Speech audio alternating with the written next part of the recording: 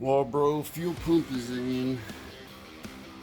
Yeah, I should probably do like an outtake video because I probably said more swear words than I've ever said working on this car yet.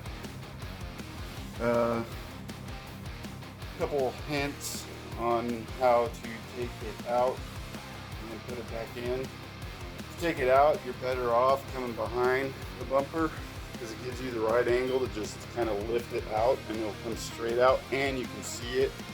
I mean, it's clear as day when you do it from here. If you're over the top, you kind of overshoot it a little bit, but that's to get the pump out.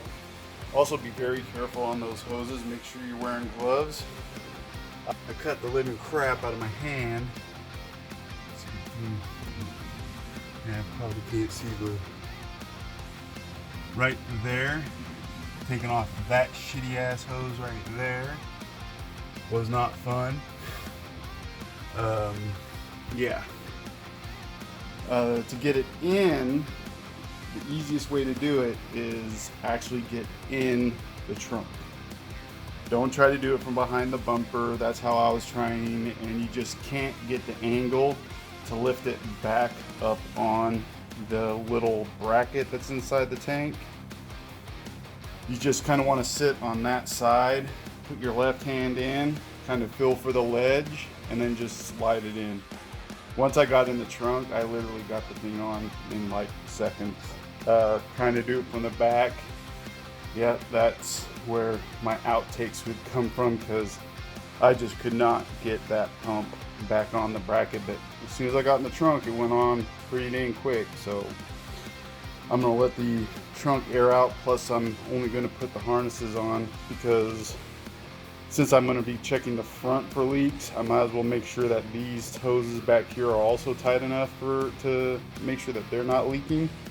Last thing I really want to deal with is fuel everywhere in my garage. So yep, this video is probably going to be stitched together like crazy because I had to take several breaks on this part because it was just pissing me off. Okay, if you installed this Walbro fuel pump correctly, you should just have to use that insulator, and after you install that, you can shake the living hell out of this and it ain't falling off. No zip ties needed, guys. Also, I know a lot of people have been wondering if you can get some fuel resistant shrink wrap. That is fuel resistant shrink wrap right there.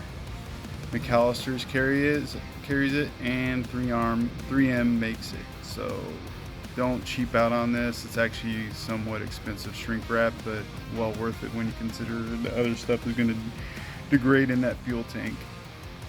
Might as well show this because it might come in handy to get some of you to jump off and get a new one of these rings.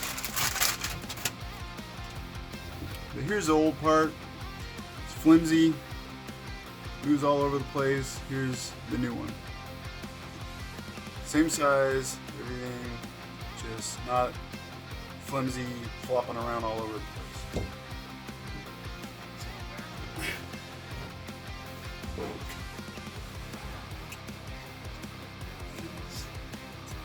Remember, this goes against the wall, so you want to make sure you put the hose over the top this way,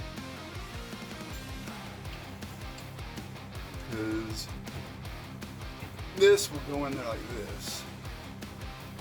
So make sure you have this orientated right, this orientated right. Otherwise, you're going to do like what you're seeing in a lot of videos where they have to flip-flop the thing around and all kinds of craziness. They probably should have replaced this hose too, but